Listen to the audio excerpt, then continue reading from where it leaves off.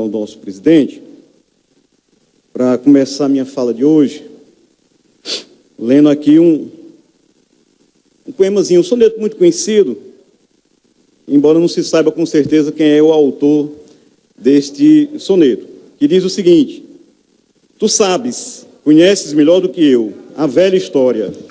Na primeira noite, eles se aproximam e roubam a flor do nosso jardim. Deputado Santana, quando for possível uma parte, deputada Raquel. Logo que possível, deputada.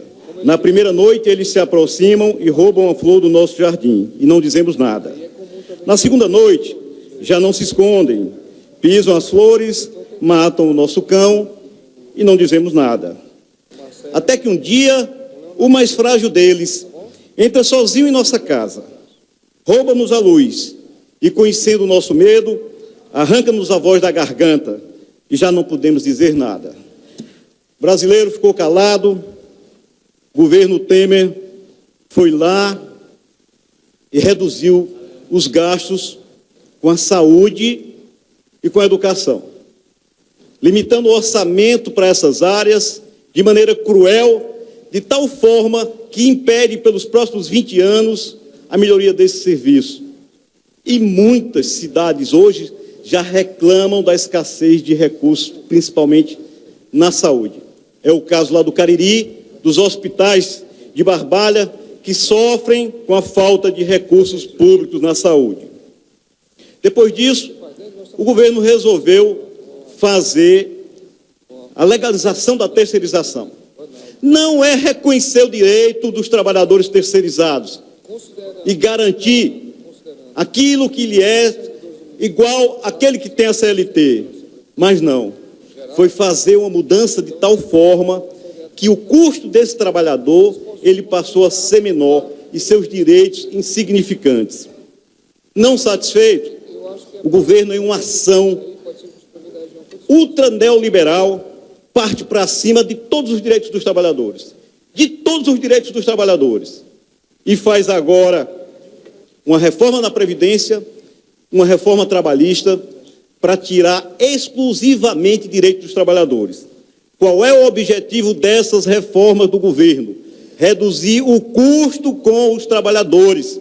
Não é gerar emprego. Aonde foi feito isso não deu resultado. É massacrar os trabalhadores. Eu vi essa semana um desafio feito por um trabalhador braçal ao presidente Temer, aposentado com 55 anos. E esse trabalhador pega um saco de cimento, coloca nas costas e sai filmando e diz: presidente Temer, faça o que eu faço e me diga se é justo me aposentar com 65 anos. E carrega a escada acima, morro acima, coloca lá saco de cimento e desce para pegar outro em seguida. Aí diz: faz isso, presidente, e tu vai ver se é justo a aposentadoria aos 65 anos. Um outro dia, eu estava vindo para cá... Deputado Manuel Santana. Logo que possível, deputado Carlos Felipe. Obrigado. Eu estava vindo para cá e vi um senhor que vende tapioca, um carrinho aqui, na esquina. 5 horas da manhã, eu estava vindo para cá e ele já estava subindo. Eu imaginei, será que esse cara paga contribuição? Será que ele vai ter condição de pagar 25 contribuições para se aposentar com 65 anos? Será que tem? Como é que vai ser a velhice desse cidadão daqui a alguns dias, quando ele não puder vir lá, não se sabe de onde, empurrando um carrinho pesado daqueles? E tantos milhões de trabalhadores que não terão condição e nenhum amparo na velhice, se passar essas mudanças. Irão sofrer, irão para a miséria, irão para a pobreza extrema.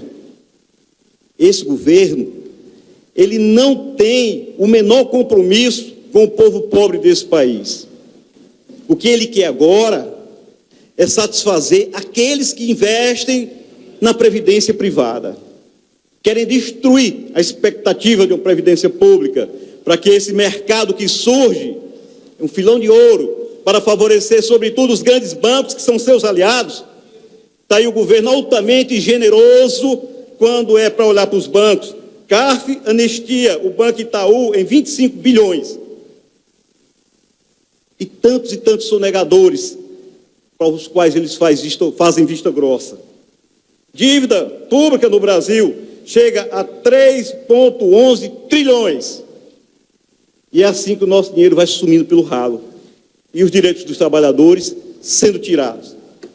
O que eu faço aqui, companheiros e companheiras, trabalhadores, vocês que estão me ouvindo, é chamar todos vocês que ainda não participaram ativamente dessa luta contra essa reforma da Previdência, contra essa reforma trabalhista, é que tomem as ruas do Brasil no dia 28. Esse é um chamado que é feito por todas as centrais sindicais do Brasil. E quero dizer aqui que eu sou contra o imposto sindical. Eu sou contra o imposto sindical. Mas essa não é uma luta que pertence às centrais sindicais. Essa é uma luta que pertence a todos os trabalhadores brasileiros, chamada pela Igreja Católica, por a CNBB e amplos setores das igrejas brasileiras que estão mobilizando todos numa grande marcha em defesa da vida. É o seu futuro que está em jogo, é a sua aposentadoria que vai ser tirada, é o seu benefício continuado que vai ter os valores reduzidos. São os valores das aposentadorias que irão mudar com as medidas implantadas por esse governo, se elas passarem. São medidas contra o povo, portanto, contra a vida, que irão condenar milhares, milhões de trabalhadores à pobreza, à fome e à miséria. A falta de assistência social. O governo não tem compromisso com isso, que é um governo ilegítimo, sim. Deputada Raquel, esse governo é fruto de um golpe. E o golpe foi feito para tirar a Dilma, para poder implantar essas medidas. Era isso que estava por trás do golpe. Esse governo não tem legitimidade para fazer isso. Ladrão é o presidente Temer. Esse sim. Existem provas concretas com CPF, com número de conta. E todos sabem disso. Contra o Lula, vive se inventando uma história de um triplex que nunca se conseguiu provar e nem vai se conseguir. Foi preciso forçar um depoimento sobre a ameaça de apodrecer o delator na cadeia. E isso tudo é falsidade, é inverdade, para confundir a cabeça das pessoas. São várias e várias contas bancárias que existem já provando, e sabe-se quem recebeu dinheiro nas contas e quem não recebeu. E aí se faz vista grossa para isso, de acordo com as conveniências, e querem tirar o direito dos trabalhadores. Nós queremos tirar esse presidente ilegítimo. Queremos eleições já para resolver esse problema nas urnas. Esse Congresso ilegítimo, ele não tem condições morais e éticas e políticas de fazer essas reformas. Se é para fazer uma reforma para melhorar as condições de emprego do Brasil, precisamos discutir isso com os trabalhadores, mas assegurando as suas prerrogativas básicas. O que é a reforma trabalhista? O que é a reforma trabalhista? Eu listei aqui 10 pontos principais, dos principais ataques. Não é um ponto. A questão do imposto sindical é um detalhe. Isso é um detalhe. São 117 mudanças que se quer fazer, retirando direitos dos trabalhadores. E uma delas amplia a capacidade de retirar direitos e colocar para os trabalhadores de forma muito clara que essa reforma, ela tem como objetivo aprofundar a exploração dos trabalhadores, reduzir salários e aumentar a jornada de trabalho. Eu estava olhando, deputado Carlos Felipe, na França agora, uma das propostas dos trabalhadores candidatos a presidente era a redução da jornada de trabalho de 35 horas semanais para 32. E aqui no Brasil, a proposta do presidente golpista é aumentar a jornada de trabalho de 44 horas para 48 horas, reduzindo o salário dos trabalhadores. Veja bem, deputado Carlos Felipe, é um governo antipovo, é um governo que trabalha para desgraçar a vida do povo pobre brasileiro.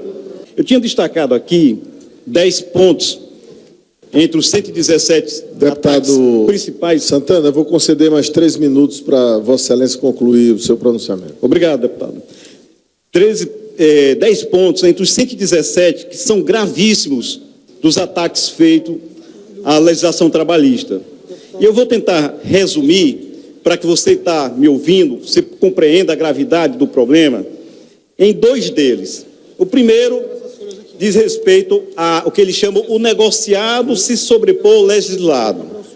ele vai fazer com que muitos pontos, que hoje são questões importantes para os trabalhadores, o que você negociar com o patrão, ele seja superior àquilo que está escrito na lei.